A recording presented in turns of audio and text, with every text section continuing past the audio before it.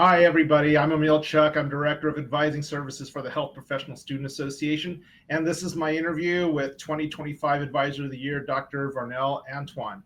This conversation was recorded on May 30th, 2025. And this is basically a brief conversation. I hope you enjoy what Dr. Antoine is able to offer to all of you. So thank you, Dr. Antoine, again. Congratulations for being one of our Advisors of the Year. Oh, thanks so much for having me. All right. So I will basically have the questions run along in a little banner like this for a little bit of a while. So as usual, just tell us a little bit about your career journey and ultimately how you picked your specialty, which happens to be urology. And so let us know a little bit more about you. Yeah, perfect. I'm Varnel. I'm from Boston originally. I got into medicine, and there were a couple of different avenues that kind of helped solidify my decision to go into medicine. I did this like program in high school where it was like early exposure to medicine. National Youth Leadership Forum, I think is what it was called, in like one of the colleges during the summer. And then I was very interested in sciences growing up, so I majored in neurobiology at Harvard and did a lot of like my pre med requirements through that. I think one thing that was super interesting was that at Harvard we have a very like robust advising system where we have like med students or physicians living with us from a pre-med side, and kind of like that for a lot of different career choices like law students, grad students, or all of our RAs are usually in that setting. So we have like very easy access to a lot of very good and near peer advising, which also made a lot of things run smoothly.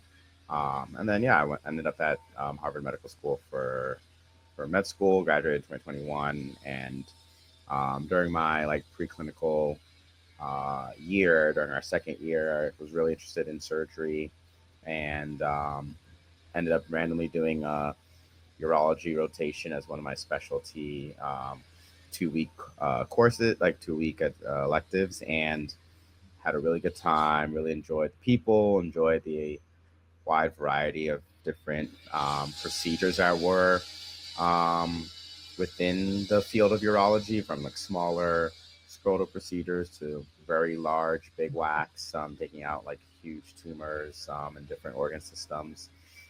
So we have a wide range of skill sets that can help people out, and immediate gratification of like kind of removing something that is causing an issue and kind of seeing the ramifications of that kind of early on. Was something reason why I wanted to do something more procedural in medicine. Um, Throughout my time in med school, and kind of even to this day, I was still able um, to kind of give back to the house and kind of be advisors. One of the advisors for Adam's House, in one of the 12 houses at Harvard College, and the opportunity to live with them and serve as their advisor, and was like the head of the pre med committee up until like this year. Um, has been like a really good opportunity to kind of continue that relationship with students during my time, as well as kind of going through residency, picking up the skills to become a urologist. Okay. Yes, thank you. And I appreciate you anticipating the next question, especially in explaining the House advising system. I mean, certainly, Harvard and many of the very elite universities, not everyone has specifically House advising. So, why, obviously the question on the card here is why do you want to do this? But also, explain to parents or even prospective pre-meds why is this advising system or how did you benefit from this advising system that may be different from at least a little bit more of a standard either faculty driven or administrator driven advising system? Yeah, I think so. The Harvard students, when they're first years, live in the yard, and then during their second, third, and fourth years, they live in the house. All 4 years, you don't live in the same room, but you kind of rotate without the different rooms within the house, and each house has their own faculty dean, which is in charge of like the house, like setting the culture and hiring their RAs, and the RAs all have different like specialties. So I've like changed in roles throughout the years that I've been here. I think I'm going to be entering my like seventh year as a we call them resident tutors. Yeah. It's like modeled after, I think, one of the colleges in England, like Oxford. Um, Mm-hmm. and essentially, what the system is that you have your own set of advising network. So more recently, we've had like 6 or 7 pre-med tutors who are all part of the same team, who basically spend the 3 years that they live in Adam's house and beyond, like developing a relationship with them, advising them in the different time periods that they're applying to medical school, and then we like assign them to a non-resident tutor who is someone who usually is at the medical school or who are a physician or a former resident tutor, and they're like one-on-one advisor. And then we, as resident tutors, have like 4 or 5 students underneath us, and then we basically have multiple people who they can contact for advising throughout the 3 years they're in college, but also that continues out when they graduate as well. And then once they're ready to apply, we write their committee letters as well, and then we gather all the letters of recommendations, and we schedule mock interviews for them, both like traditional and MMIs, and then we basically provide them with any type of advising they need throughout the year. A lot of people will pay a lot of money for this type of advising, and Harvard has the opportunity to provide it to their students for free. So when I was an undergraduate student here, I benefited a lot from that. And at the end of the day, like if the students work really hard and get to where they get to, but it's always nice to have a strong advising system that never usually hurts anyone. But a lot of the I think that's another great benefit is just like having very passionate and dedicated students who are trying to become physicians. So that combination typically works pretty well. I think our advising like overarching like system, basically the Office of Career Services, now called MCS, like they tell us that over 90% of students get into medical school, Harvard, which is higher than like the national average, with like Sure. close to like 50 or something like that. Okay. What is it like? I mean, what do the powers that be look for the resident tutors in terms of your qualifications or your understanding of med school admissions or how successful you were, presumably, in your undergrad while you were at Harvard, how well you know the system. What are some of the qualities that make the resident tutors, someone, if you were to pick someone to be a resident tutor, what are the qualifications or what does one need to do to really showcase themselves as being qualified for being a resident tutor? Yeah, and there are some logistical things that you have to be. So you need like a current affiliation with Harvard. So either as a medical student or a physician, for the medical side, but like we have like pre-law tutors, we have like pre-business, pre whatever. So and a lot of different grad schools have the opportunity, if you're a student there, have the opportunity to become a resident tutor, and you have Mhm. more than one role. You're also an RA, so I like live amongst the students. I like host study breaks and do all that kind of stuff, and then I have like 2 or 3 different specialty roles, but I'll focus on the pre-med one here. And you usually help with hiring Yeah. of future pre-med advising tutors. So qualifications we look for, like usually everyone's pretty qualified from like a academic standpoint, um, just given the pool that we're selecting from, being like Harvard grad students or Yeah. like physicians, and usually there we basically look for what advice. So like from that perspective, we're not really like like basically trying to not choose someone based off of their like academic qualifications. Usually everybody's pretty academically qualified. Their GPAs and all the number stuff are usually pretty much well within the range which we would expect. It's more of a like, do we think that they will fit like the culture of our criminal advising committee, our housing system? Those all kind of go together.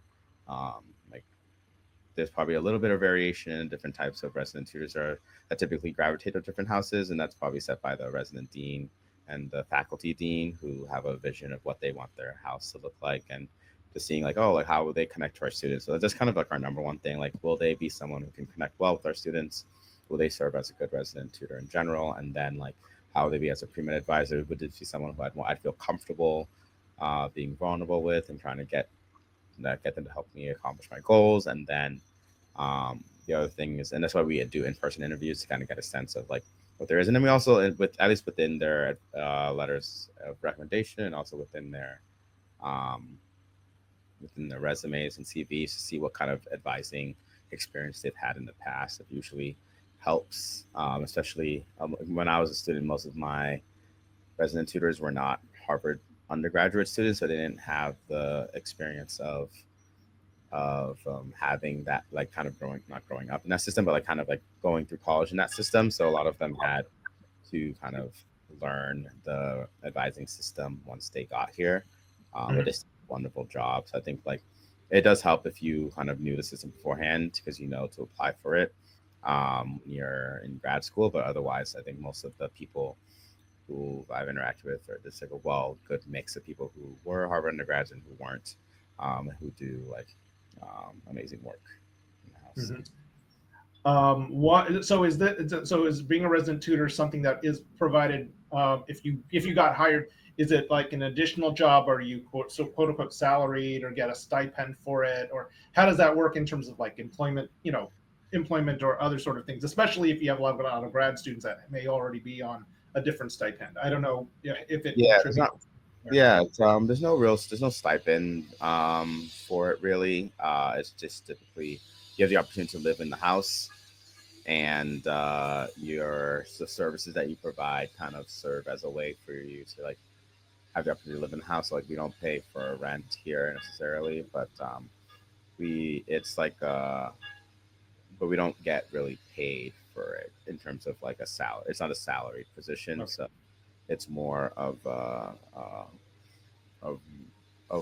like a role where you kind of don't pay rent and you get Right.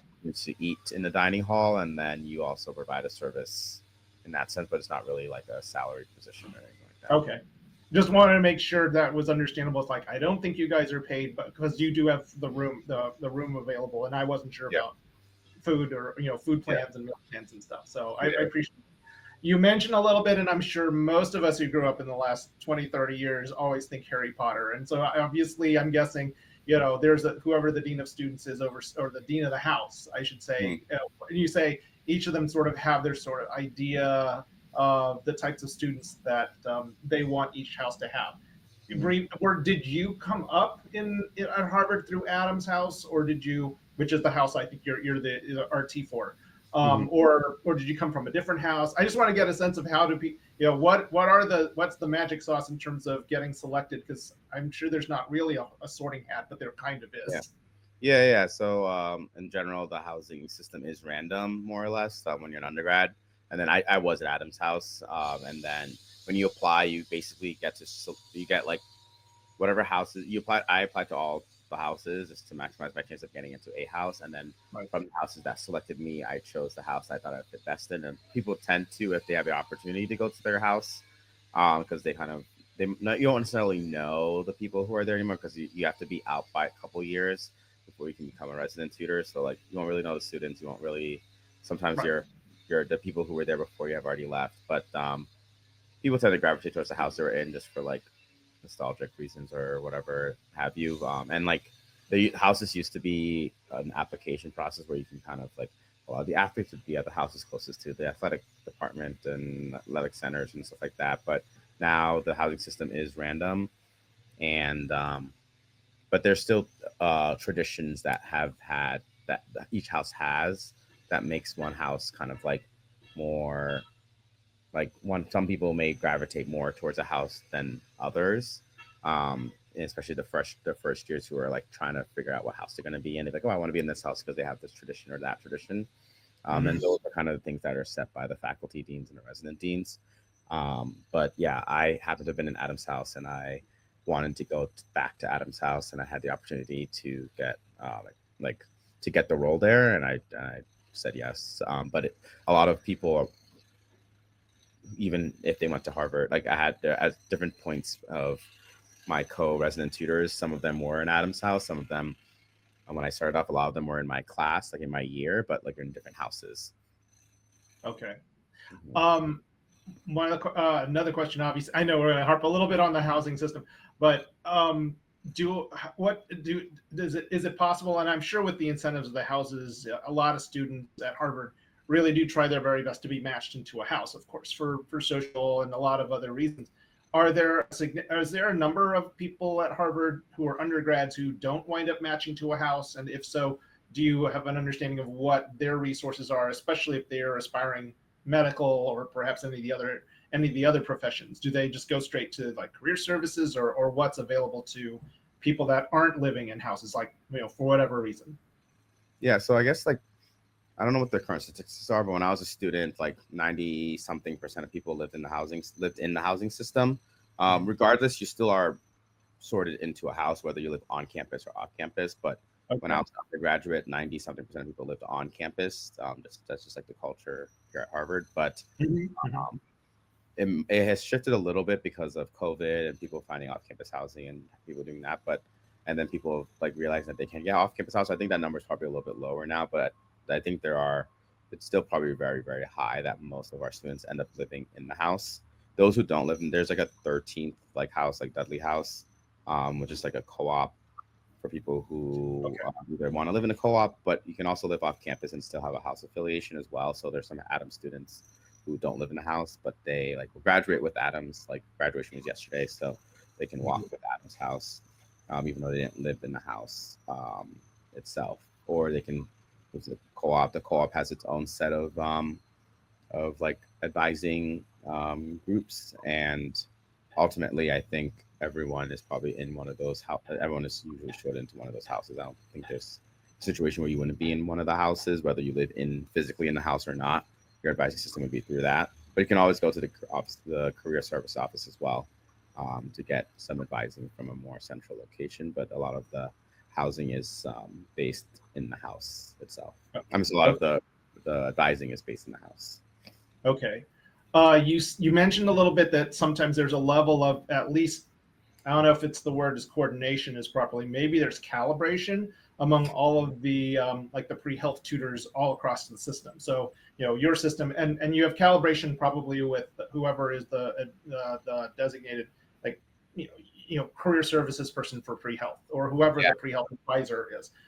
Can you describe a little bit more about that in terms of how all of you who are tutors like collaborate and you meet together? At least you talk with each other, and sort of align yourself with whatever the concerns are with, quote, the faculty or the, quote, administrators in student services about medical school admissions or health professions admissions.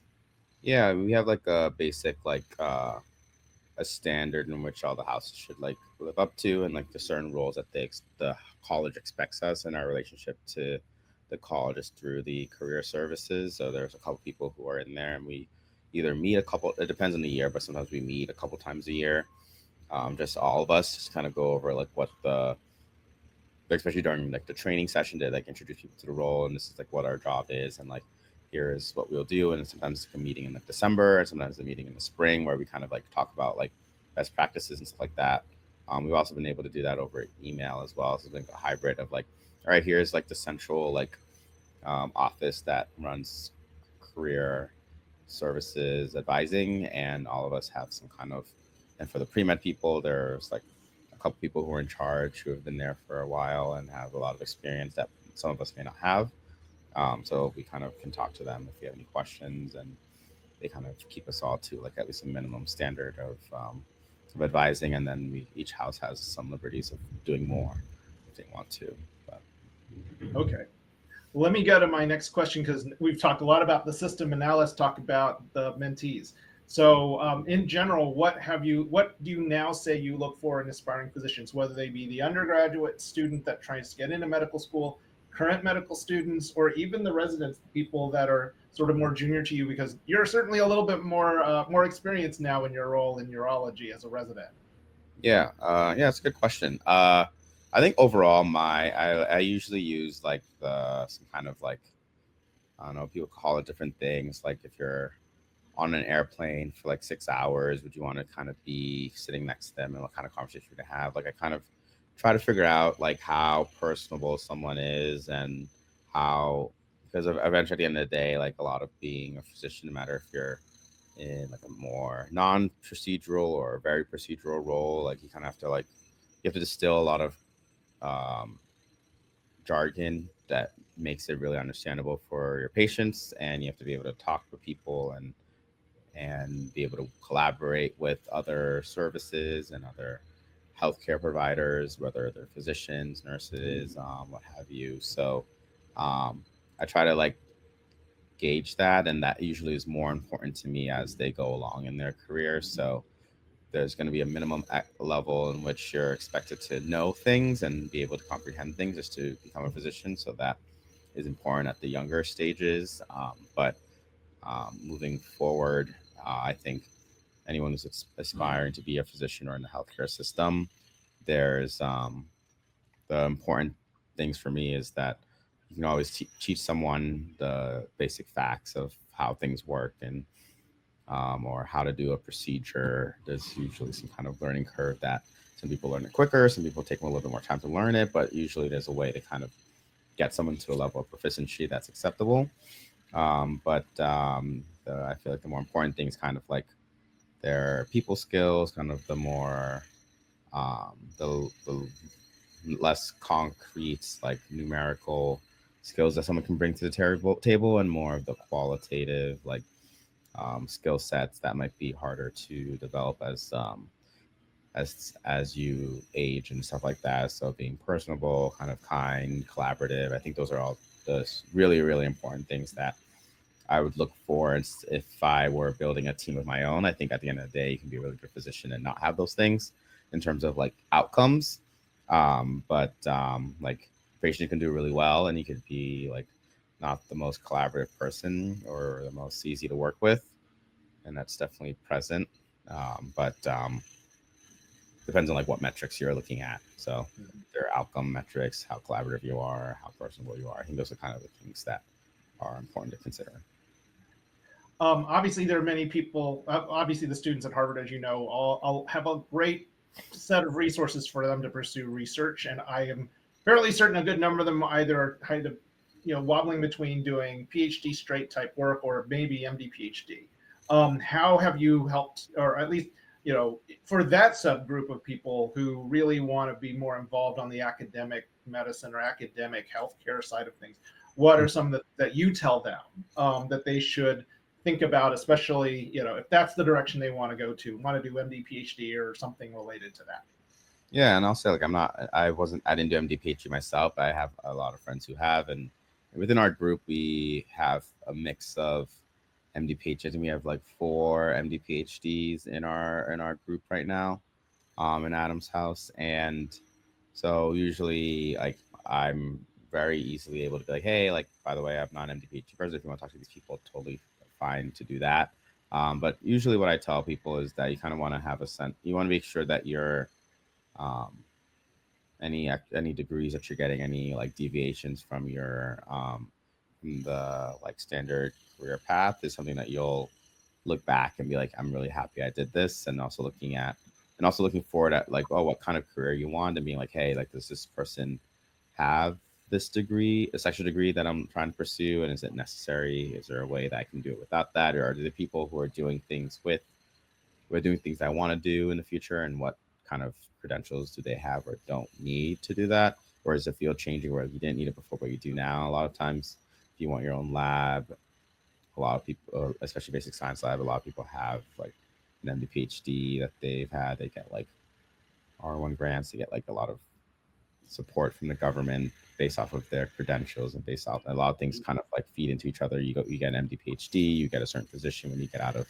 residency that allows you to pursue a split that allows you to do research and academic work. I mean, research and clinical work. If you don't have that credential, it's maybe harder for you to get that position. So a lot of things do kind of feed into itself. Mm-hmm. Um, and maybe people end up using their MD, like their actual skills that they develop as an MD PhD, um, in their future work. Or so a lot of times it's just kind of a gateway to kind of get to like a particular split of clinical and research that they want to pursue. But there are a lot of people who are like in different fields who like don't have an MD PhD who do a lot of research. A lot of them pursue like MPHs or other degrees that allow them to get like the skills that they need to analyze data, and then um, a lot of it's about like what interesting questions you can come up with, and finding a way to like inspire people to like help you accomplish answering those questions, and being in the Mm-hmm. right environment that will help foster those discoveries or research endeavors. And like sometimes that means you do need an MD PhD, and it definitely makes it a lot easier. a lot of careers, you don't really necessarily have to get those. So um, basically, I'll be like, hey, like try to see like if you have any like heroes or dream jobs, and just like look to see what their career path was, and ask them if they feel like their MD PhD was necessary for that. And a lot of sometimes they'll say maybe it wasn't necessary, but it definitely helped put me into like the open doors and made it a lot easier. All So right. usually what I tell people. A weird question from my standpoint. How diverse is the breadth of the, at least you can only, I don't know if you can only speak of your committee or at least the other resident tutors in general. Obviously Harvard has a dental school as an example. So how many, do you get a lot of people that you are able to manage, or at least your team manages, who are interested in the dental school, the dentistry path as opposed to the med path? Yeah. Yeah, they're definitely like fewer, but we've had students from different houses. Like, so like when we are the first year students who are at HMS and at Harvard Medical School and at the dental school at Harvard, they do their first year together. And a lot of times we're recruiting for resident tutors within that group. So we definitely end up having non-resident tutors who are dental students who offer their expertise, and any students who want to apply to dental school. And there's a student organization here that works with the career service office for students. We don't see it every year, at least in Adam's house, of students who want to go to dental and go into dentistry, but we typically do try to share our resources amongst the houses. So if one year we have like a dental non-resident tutor, but we don't have any students who are applying into dentistry, but like one of the other houses, like Lowell House, has one, and we definitely were like, hey, like this is one of our non-resident tutors. They're happy to help anyone out. If you have someone who wants like advising, we usually do it through that way. We've had someone apply to veterinary school in Adam's house, and like a lot of the things that we can offer, like reading your personal statement, mock interviewing you, those things stay the same. I think the more logistical, like for us, we write committee letters for all of our students because that's what we offer at Harvard. But that doesn't necessarily apply to all the different application processes for different health related professionals. So like for dental school, we don't write we don't really write committee letters for anyone else, but we still can provide like the standard like mock interview, reading over applications, and all that kind of stuff for people. So Before I go to the next question on my card list here, could you tell me a little bit more about the committee letter process for you in terms of if a candidate gets a committee letter, what's involved with the candidate? How long do you as a group come up with the criteria you would comment on for each candidate, and how long does it take you guys to do committee letters? yeah, I guess so. The committee letter is a really long process, but I don't know if it necessarily needs to be that long. But we start writing it like yesterday was our deadline for, and each house does it differently as well. But the one thing that we do agree on is that we send our committee letter all at the same time to the medical schools, and then basically each house is responsible for getting that to that deadline. So we, in Adam's house, we have several rounds of editing. We have the non-resident tutors write the first draft, and then we have multiple rounds where the resident tutors write the draft. We, as a house, send it to our faculty dean who read the letters, and then they send it back to us, and then we re-edit it, and then we cross-edit each other's. And then, so there's like multiple rounds of editing to the point where it gets to it. Something that's acceptable to our high standards of like what the letter should look like. And that does take a lot of time. And we split the students up amongst the number of people we have applying and the number of resident tutors that we have. And we have a certain like template that we use more or less of like what things we think are important to highlight. And it differs for each student because we try to highlight kind of, we want to like frame it in terms of their like story to medicine and make it more narrative, but also be objective in terms of the things that they've accomplished and why they would be a good physician and what is unique about their application. So we try to highlight all those things. And that's why we kind of like the idea of getting to know them over at least 3 years, if not longer, 2 or 3 years while they're in the house or even when they leave. So I think that does help um, shape the letter as well. Okay. One of the questions that obviously is very important and you're probably including it in your committee letter.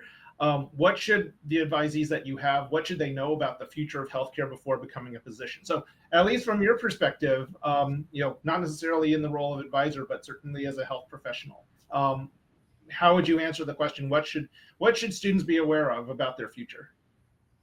I think I mean, I don't want to like really like comment on like the future of medicine where it's going necessarily, because it's hard to say. But their role in the healthcare system will definitely shift. Like the beginning, when they're in medical school, they should definitely be focusing on information gathering, making sure they have a good solid foundation in like the basics of medicine, and working to collaborate with other health professionals as well. And that's what they kind of do in their first and second, third year of medical school, and fourth year as well. And once they become a resident, their role shifts. It expands. It includes all that information. Now they have to be getting as much information and skill sets as possible to be able to practice independently one day. But then also knowing that their education is now based on the fact that what they know and don't know in a particular moment can have like consequences on the lives of their patients. And so it's a good motivator to kind of continue this like ever continuing process of like education and learning. And then also being able to collaborate with your peers. It's becomes so much more important when you have a question that you need to be helped answered, or if you are the person who has that information, if you're a specialist and has that information and you're providing a consult answer for a team. um, it's going to be important to be able to collaborate and work with that team. And so I think those your role in the healthcare system shifts from just being like an information gatherer to actually like to kind of digesting that information and being able to explain it in a way that helps either a medical team or helps a physician directly. I mean, helps a patient directly.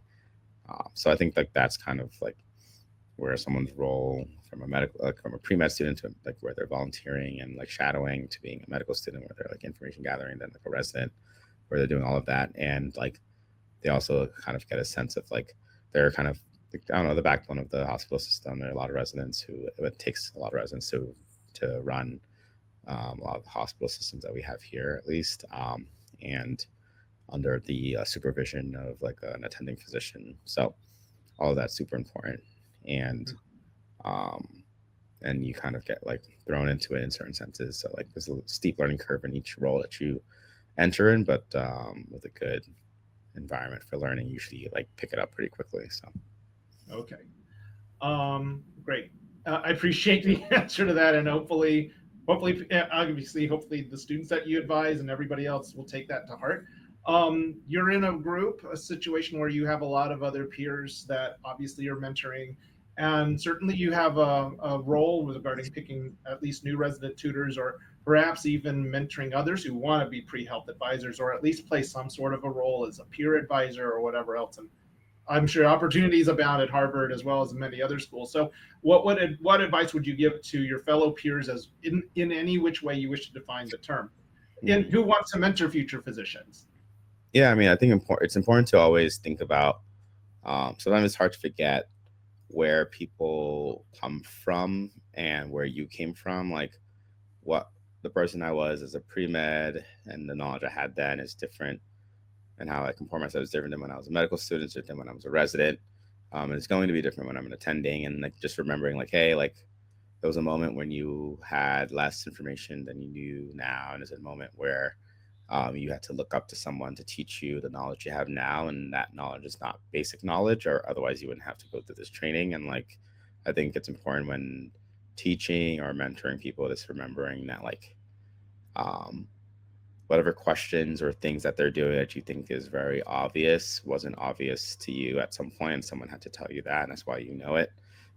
So I think if you keep that in mind, that usually like kind of having a mindset of like where your mentee's coming from when they're asking questions, or why, if you get a little frustrated, oh, why aren't they doing this, or why aren't they doing that, or I would have thought they would have done this, is like kind of remembering that like it's not everything's super straightforward and easy, and like we all had someone telling us to do something, or at least had role models in some capacity, either directly or indirectly. And now that you have the opportunity to be in that position, just to think about that before, like as you like frame how you present information to someone, you can be like really passionate and kind about it, or you can be like stern and harsh about it, and the information's the same. Maybe they'll learn it either way, but there's definitely an easier way for everyone to kind of get that information. And sometimes it's some people learn and retain information in the way it's being presented differently. It doesn't always have to be like in a stressful environment.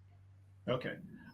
The internet connection sort of glitched for about 5 seconds. Just letting you know. So I know that for those of us who tried to transcribe your answer, understand that's what happened. So I just want to make sure that you know that if the transcription comes around and there's like a block that's missing, please tell us how to fill the gaps in. But I think if I summarize your answer, obviously get to know the advisee from where they are and sort of where the level of information that they need to really know, and what they're receptive to and appropriate. And I hope that's an appropriate way to summarize. Yeah, perfect. Okay. So then the next question I do have is, you are certainly surrounded by a lot of students who are very well networked. They have maybe family members, whether it's their parents or their siblings or whatever else, that are all very successful as professionals, or they got into professional school.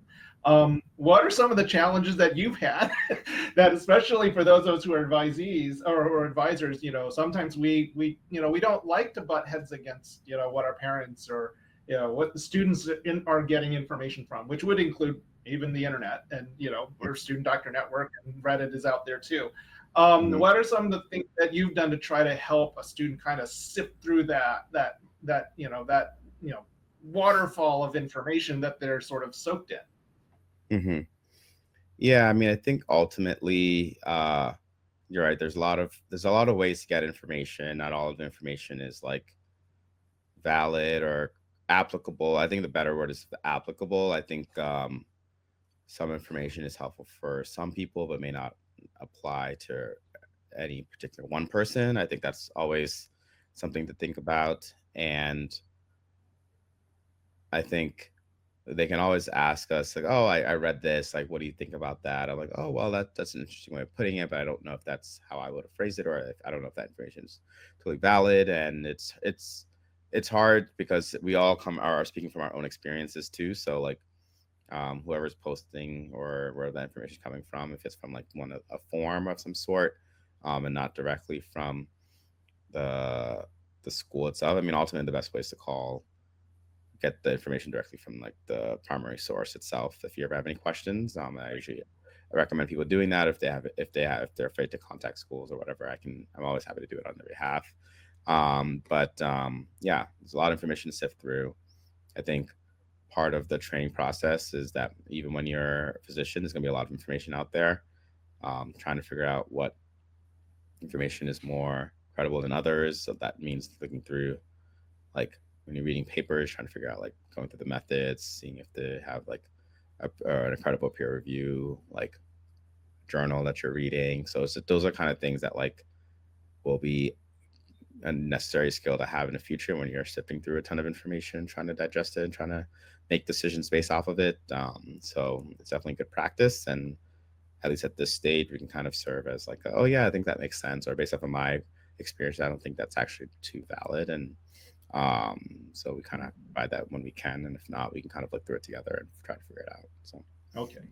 And obviously at Harvard, I mean, everybody is under their own sort of self-driven pressure to sort of stay at pace with everybody else. What have been some of the more challenging sort of circumstances that you've talked to students who may not have as much confidence in terms of their preparation for their ability to at least do well in the application process? What are some of the things that you've been seeing or your peers have been seeing, and how do you sort of guide those types of conversations? Sorry, I think the internet did cut off for a little bit. Do you mind repeating the question? Yeah, sorry. Yeah, so a lot of students have sometimes they don't come in with a lot of confidence. They may not have done well in class, or they may not, or maybe have a different perception of their preparedness to get into into medical school or any sort of health professions program, what are some of the things that you and your team have to sort of guide the conversation, whether it's like, I don't know if I can do it because I'm burned out, or I don't know if my grades aren't going to help me stand up or stand out, all those sorts of conversations. So what are some of the more challenging conversations you've had, especially with advisees? Yeah, no, I think that's a good question. So there are like I think usually I try to ground like what their try to figure out what their goals are, try to ground. I was like that's usually the thing that you want to like ultimately ground yourself in. And if someone's trying to pursue something that's going to be very difficult for them, just based off of what their grades are or their like numerical attributes that they have to contribute to their application is going to be, then it's like you just like being realistic, like hey, like the reason why we're having this conversation because we know that's going to be a difficult one, but we have to make sure we have all the information that you have all the information ahead of you before you undergo this really expensive process. And like knowing if you are here are the averages that these schools are like tooting about, like the people who get in, and the averages are the 50 percentile or 50% mark. So it's like people are going to have people who are lower than that targeted GPA or MCAT score or experiences that they have usually have something else that like that they have to offer as an applicant that kind of averages that out. So if these aren't going to be your strengths, you have to think about other ways to strengthen your application to make sure that you're able to accomplish your goal. And also that means having maybe a wider breadth of like schools that you apply to. So if the average number of schools that student people apply to from Harvard is like this number, you may think about applying to some number higher than that with a wider range to make sure that you can at least be a practicing physician, which requires you to go to medical school of some sort.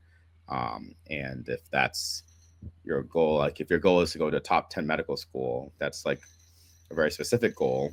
That's obviously no one's, that should not be anyone's like end game, but your goal is usually to be a physician, which means that you don't need to go to a quote unquote like top whatever school to do that. You can get the same training from any medical school. That's why there's a minimum level of Mhm. competency for all medical schools that will allow you to become a physician. So, um, and people have multiple goals. They want to be a physician, but they want to have this career path. And sometimes people have a different way of getting to that. And at this level of your career, you have to focus on becoming a physician first. And if that's your goal, then you have to either think about applying to these type of programs or this type of program or these type of schools or that type of school. Like here are ways that we can kind of mitigate some of the things that you're working with.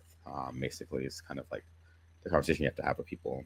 And at the end of the day, they can listen to you or not listen to you. And like, but Mhm. as long as they have the information, it's like with anything else, like you tell a patient, oh, I would do this based off of this and that, but ultimately it's your choice if you don't want to do it. You hear like the risks of doing it, here are the risks of not doing it. And if you don't want to do something or you do want to do something, as long as you have all the information, it's ultimately your choice in a Mhm. lot of sense. Obviously, you can't force a physician to do a procedure on you, but like if you want to do something or you want to pursue something or not pursue something, then like it's your choice to do that. So Now, this next question, I know I'm just reflecting on the fact that it is May 30th. It is the day after Harvard's commencement, sort of the weekend of Harvard's commencement. And obviously, the contemporary news that's been coming around that, Harvard being the target of so many different actions. But a lot of the implications are, I mean, obviously, a lot of summer programs are not really running because of obviously, if I will call it preemptive sort of preemptive shutdowns of so many different research opportunities. Obviously, the what's going on with international students and whatever whatever protections that Harvard is still trying to maintain about that. No doubt, this is going to have a ripple effect for upcoming students, not just this year, but probably for the next few years or so. Um, I don't know what, if, from your personal standpoint, and you're in a very obviously you're in the unique position of being near the eye of the hurricane as much as we can. What mhm. are some thoughts coming through to you about helping students kind of overcome some of these just roadblocks that clearly were not intended or not anticipated as few as like 2 or 3 months ago? I don't know what your thoughts are about how an advisor should help students kind of navigate through the turbulent waters that have now become just much more volatile, I guess is the only term I can think of. So I wanted to get your thoughts about that. Yeah, I mean, ultimately, I think it's like very, um, very interesting to see like what it means to be like a good leader and what it means to be a bad leader and the ramification that they can have on so many different people's lives. And no institution is perfect. And I think we just have a very front row viewing of what it's like to have a government being ridiculously antagonistic towards people for no reason and um, framing their decisions in a way to try to cover up some underlying motive that they may have. And I think there are things that are within our power as advisors to do, and things that are kind of outside of our power. We can't really start research opportunities or like provide them with what they need. We can only essentially help students contextualize things. So like they're going to be students who don't have as strong research backgrounds when they apply to medical school, and our job is going to be able to help them contextualize that, help them to try to find what they can, and obviously look for opportunities outside of that are being cut at this point. But I mean, even so, there are a lot of, as you're saying, there are international students who, at least at Harvard, are being like threatened. Although they're the hopefully the different branches of the government are kind of working to put some balance in what is happening, and halting things that are unreasonable and seeing. But those all take so much time that there are definitely going to be several years and generations of students who are in this like period of like halting and like purgatory of almost of like not having an answer while time still is going to go by, and eventually they're going to have to apply to medical school and they may not have all the resources and opportunities that their previous people had. It's kind of similar to COVID, where like there are a group of people who did not have a lot of shadowing experience or research opportunities because things were shut down for over a year. So it's just helping people contextualize and navigate that, but and being like, hey, like hopefully, like there's a lot of uncertainty, but hopefully things will be fine. But if we kind of have to take things as they come, and it's as hard as it is, it doesn't. It's not going to be as helpful to just kind of like dwell on what could be happening rather than just trying to work with what we're working with in the current moment at least, and be like, all right, so I can't do this and that, but what can I do in this time period if Mhm. people unfortunately are sent home? At least what can I do? Is there anything I can do there while I'm waiting for a result to come back? Or like people are unfortunately going to have to roll with like the punches in the moment and then try to contextualize things when it comes time to apply. But um, a lot of the application process is one thing, but a lot of the things that are happening in the world are sometimes can be more important than any application to anything really. So So one question before I get to the last question, and that's on committee letters. A lot that's happening, obviously, across the rest of the nation is that so many institutions are moving away from committee letters in general, and obviously Harvard and many of the other, so many other institutions, maybe not at your level, but there's always a question of assessing the value of a committee letter, especially since many more applicants don't have one yeah, coming into the process. So if a student basically from Harvard, did well enough and probably could do very well if they did individual letters.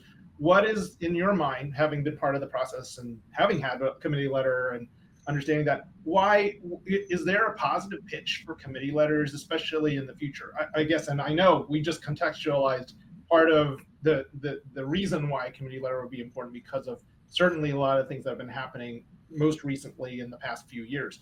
But from your standpoint, what's the value of a committee letter for an applicant in the admissions process? yeah. I mean, you're right. There are schools that are moving away from committee letters, and there's no reason to believe that one day that no committee letters will be written, and like they're not. I don't think any one thing is necessary. I think you just like I think that information can still be transmitted in a more fragmented sense, either through the letter writers that you have. Like it doesn't need to be all summarized I think we do a pretty good job summarizing it nicely, but not all committee letters are written equally. Um, and also, and I think that we usually tell our applicants that if you want some info, you should be very thoughtful about how you ask for letters of recommendation and what information you want to be emphasized in each one, and the composition of like different type of people who are letting you letters of rec. You don't want like five different letters of recommendations telling you that you're an awesome like science student because they probably got that information from your grades and obviously from the first person who tells you that. So if there's some there, the advising system will still be there whether it's a committee letter or not, and you can just kind of, rather than us kind of like putting things together, you can have like the letter writers do that for Hmm. you, in a more like strategic manner that's like still appropriate. So I think that there are definitely ways to do that. And with or without a committee letter, people are getting into medical school at good. Regardless, I think it's hard to do that. It's hard to not get a committee letter when your school is offering a committee letter, because usually the schools will ask you why did you not get a committee letter when your school is essentially mandates that you do. So that usually if a school is not writing a committee letter, it's for like a really severe reason, like either an academic or personal or like some kind of character reason. So I think that would you typically hurt you while your school is offering it. But if the school doesn't offer one, then I think that it's not necessarily required that we do it. I mean, honestly, it would save a lot of work for one. But like, I think while we're doing it, I think the committee letters it can be valuable. But if the schools are not finding them as valuable, then there's no reason to do them. So if they can get the information they need without them, then I think that's better for everyone. If as long as we're able to get that information to them in another way, whether it's emphasizing it more heavily in the application process or through letter writers or anything like that. So there are many avenues to still get that information out there. Okay. And obviously that debate is going in our advising world for has been going on for a long time. So we'll see. But yeah, if the evolution is what it is, because it is a lot of work. And so having been part of having to write committee letters myself and knowing that your role and your team's role in writing them up, I definitely want to appreciate and acknowledge. Thank you to all of your teams for doing that. On the receiving side, having read many committee letters, I appreciate the information that people do put in them, and it does help. It does help to a point. So, Mhm. uh, if there needs to be a pitch, please let me know. Yeah. Last question, and it's the last couple of questions, is obviously I don't know how many people have ever interviewed you in your life, but this is the time that basically you can ask and answer your own question. What question do you wish I had asked you in this interview, and also what would your answer be? Oh, that's a good one. So let me see. So yeah, I mean, I think there are different ways of like phrasing this, but usually um like talking about, some people like to hear about someone's like personal advising experience, and maybe like one that was particularly memorable or one that was particularly for better or for worse, and how that has kind of affected your own like mentorship style or advising style moving forward. I think a lot of people sometimes are reactionary to their own personal experiences. Like a very if they had a very strong-headed like mentor who was very on top of their very on top of them, and they felt like they benefited a lot from that, then they can probably try to be very similarly like that.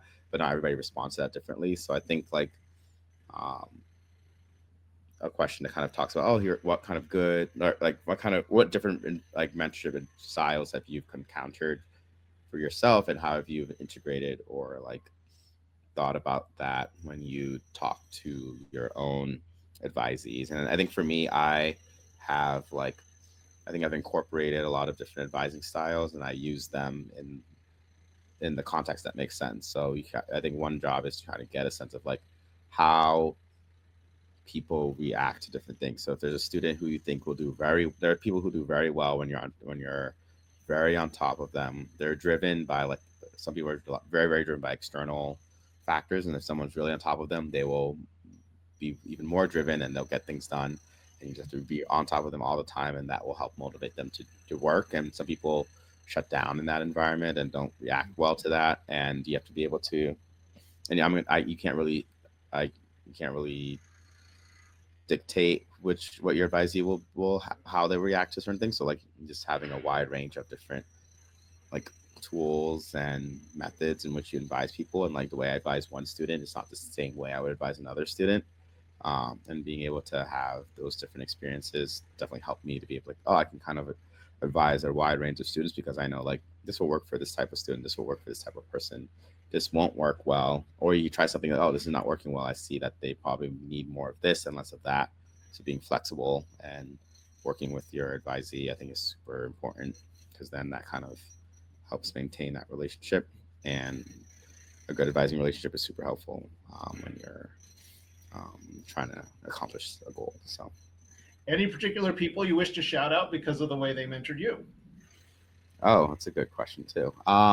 Yeah, I mean, there are a lot of people who were definitely heavily involved in my application process. Like, I think even from like thinking about applying to medical school, my like direct peers, like people who were in my class who we are applying with, I think had a very strong role. I mean, I could start naming names, but I don't want to like leave anyone out. So maybe I'll speak more generally, because I The Oscar dilemma. I totally get that. exactly. So I think my near peers who were applying with me at the same time, we like helped mock interview each other. There were people who were in Adam's house with me, class of 2016, who applied, like took a gap year together, or even one of the people in our close friend group who applied the year before. Like, here's all the experience I had.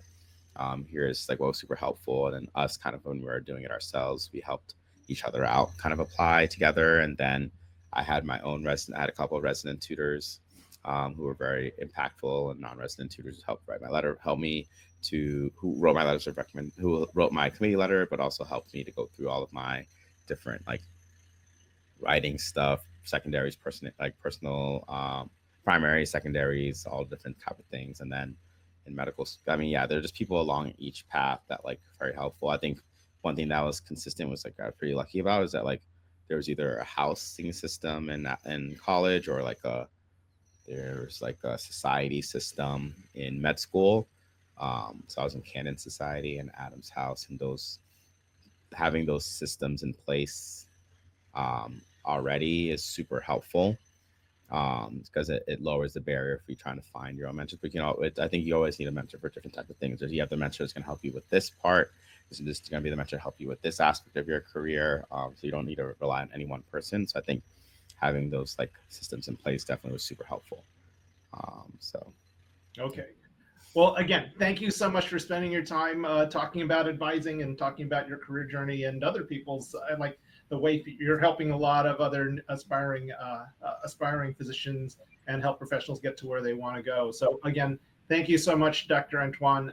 Again, congratulations for being one of our 2025 Advisors of the Year. And again, good luck to you in your career path, and hopefully we'll be in touch again another time. all right, awesome. Thank you so much. Really appreciate it. It's nice meeting you.